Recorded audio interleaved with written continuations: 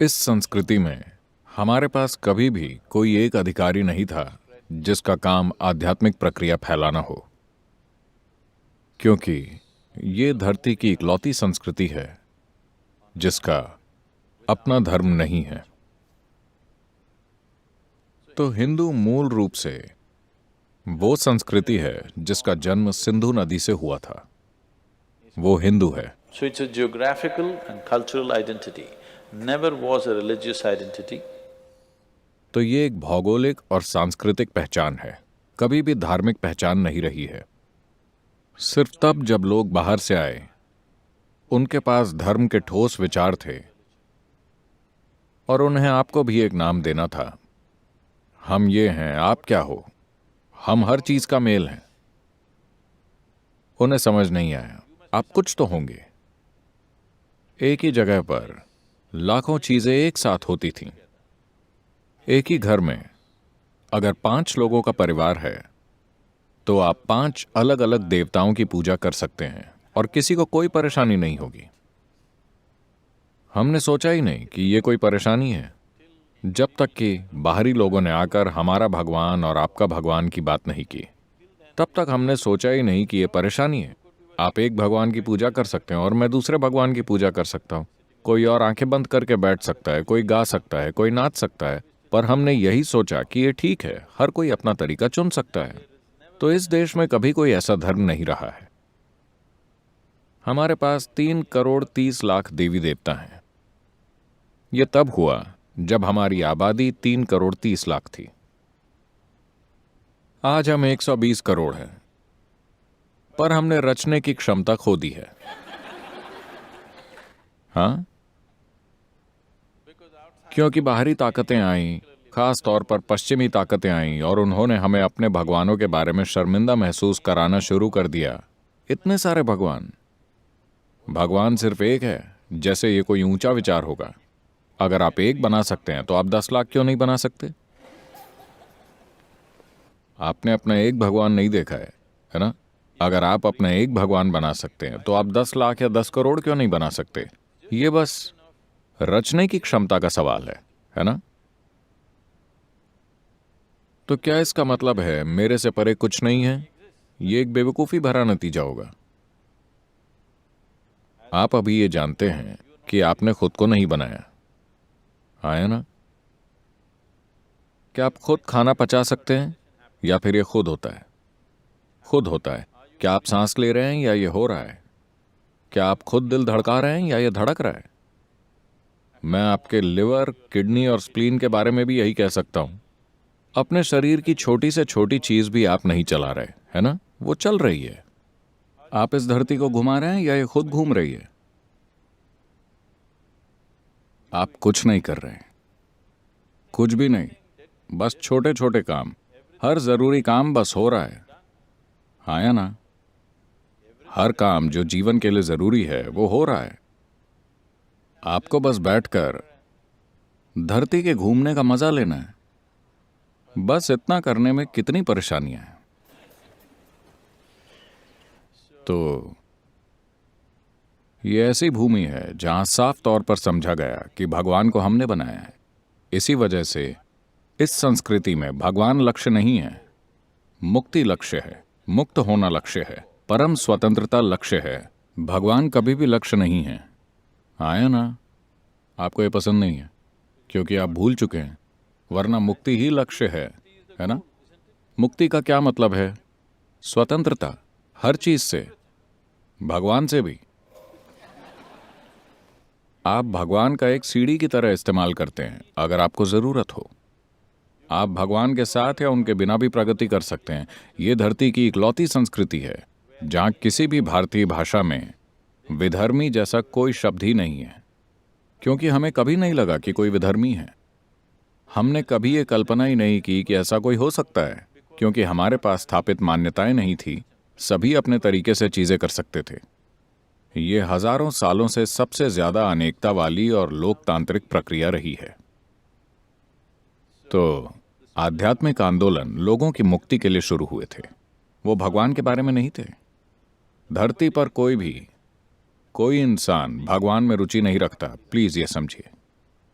लोग भगवान में इंटरेस्ट दिखाते हैं क्योंकि वो मानते हैं भगवान उनके जीवन का समाधान है ना? हाँ या ना?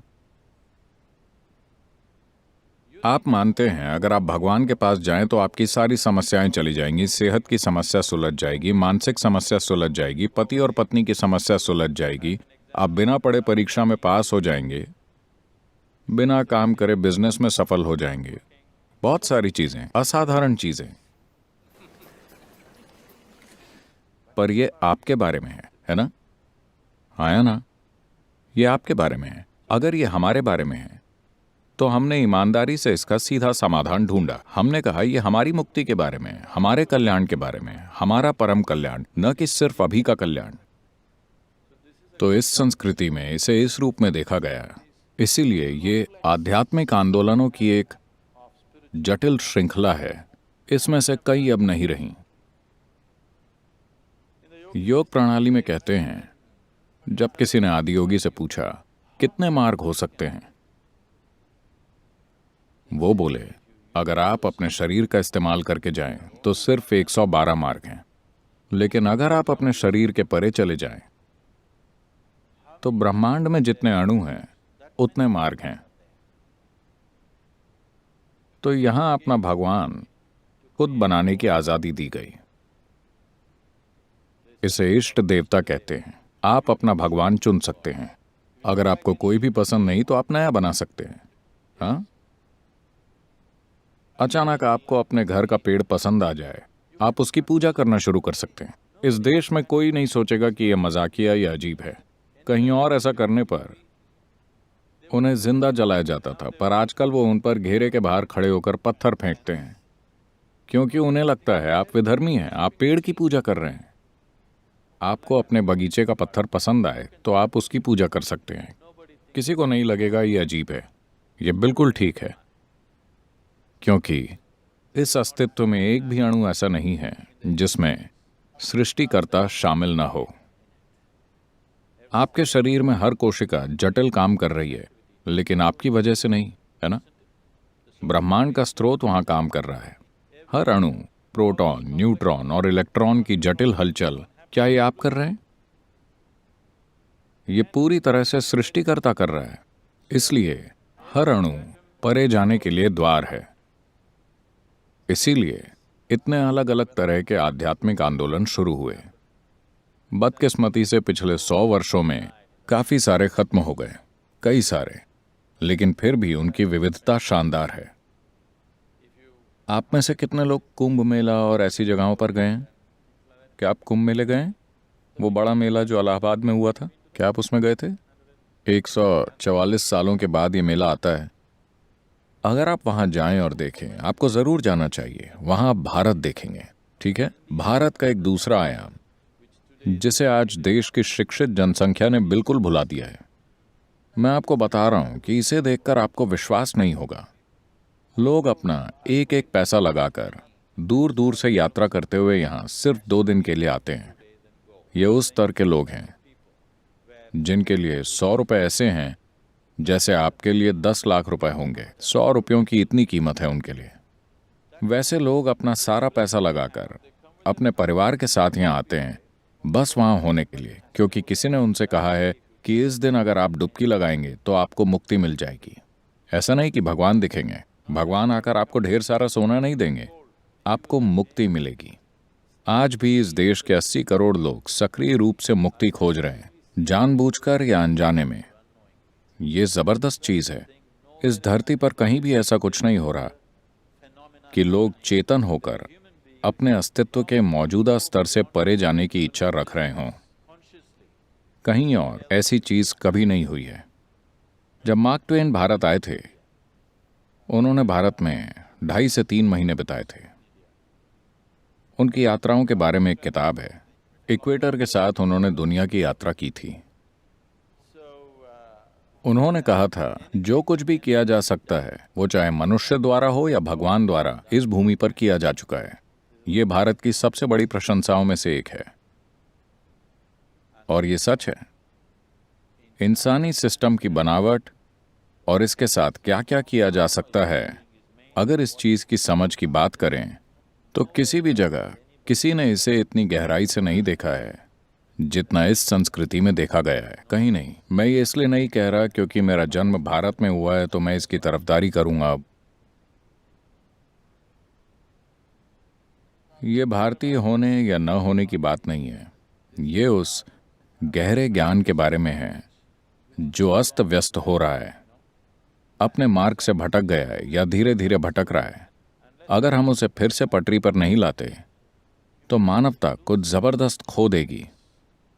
क्योंकि आज हम फोन पर किसी से अमेरिका में तो बात कर सकते हैं, पर हमें अब तक ये नहीं पता कि इससे कैसे बात करें। हमारी कम्युनिकेशन टेक्नोलॉजी, सूचना तकनीक ऊंचाइयां छू रही है, पर आपके अपने अस्तित्व की प्रकृति के बारे में आपके पास क्या सूचना है? कुछ भी नहीं। हम बहुत सारी चीजें करना जानते हैं। हम चांद पर जा सकते हैं, लेकिन यहां सहजता से कैसे बैठें ये आप नहीं जानते। तो भीतरी कल्याण की ये तकनीक संपूर्ण गहराई के साथ खोजी जा चुकी है। ये ज्ञान खोना नहीं चाहिए। जब ये ज्ञान धरती पर फैलेगा, सिर्फ तभी भौतिक और आर्थिक कल्याण मानव कल्याण में बदल पाएगा। नहीं तो आपके पास सब कुछ होगा पर कुछ नहीं होगा। मैं आपको एक उदाहरण देता हूं कि अभी भारत में क्या हो रहा है। पिछले साल 2011 में जब दिवाली आई थी, जिसे हम दीपावली कहते हैं, जब दीपावली आई थी तब साउथ इंडिया के तमिलनाडु में लगभग 127 करोड़ की शराब एक दिन में बिकी थी। इसमें से लगभग 21 करोड़ की शराब एक छोटे से शहर में बेची गई, जहां की कुल पॉपुलेशन लगभग 6 से 6.5 लाख लोगों की है। क्योंकि ये तिरुपुर टाउन है। क्या आपने तिरुपुर के बारे में सुना है? ये होशियारी टाउन है। इस शहर से काफी एक्सपोर्ट होता है।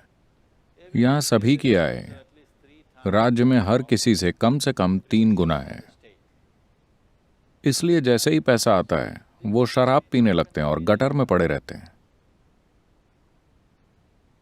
तमिलनाडु की 42% पॉपुलेशन को डायबिटीज हो गया है। तो जब पैसा आता है तो आप बीमारी खरीदेंगे। अगर आर्थिक कल्याण मानव कल्याण में नहीं बदलता तो उसका कोई अर्थ नहीं है। गरीबी से समृद्धि की तरफ बढ़ना एक मुश्किल सफर है, चाहे वो एक व्यक्ति के लिए हो, समाज के लिए हो या पूरे राष्ट्र के लिए हो। ये मुश्किल काम है। वहां पहुंचने के बाद धोखा मिलता है। आप अपने पूरे जीवन में कड़ी मेहनत करते हैं, वहां पहुंचते हैं और बस बीमारी पाते हैं। आप बस लतें पाते हैं, आप बस दुख पाते हैं, आप बस टूटे मन पाते हैं, आप बस तनाव पाते हैं। ये एक जबरदस्त धोखा है। इसलिए अगर लोग आर्थिक कल्याण पाते हैं तो मानव कल्याण भी होना चाहिए। अगर ऐसा होना है तो आध्यात्मिक आयाम के एक अंश के बिना ऐसा नहीं हो सकता। हो सकता है उन्होंने कोई व्यवस्थित आध्यात्मिक प्रक्रिया अपनाई हो या खुद ही उन्हें कुछ मिल गया हो, पर आध्यात्मिक प्रक्रिया के तत्व के बिना कोई आर्थिक कल्याण को मानव कल्याण में नहीं बदल सकता। ये होना ही चाहिए कि जैसे आर्थिक कल्याण होता है, ये बहुत जरूरी है कि आध्यात्मिक संभावनाएं भी साथ ही साथ बड़े पैमाने पर सभी को उपलब्ध हों, वरना जीवन आपको बहुत कड़वे तरीके से धोखा देगा।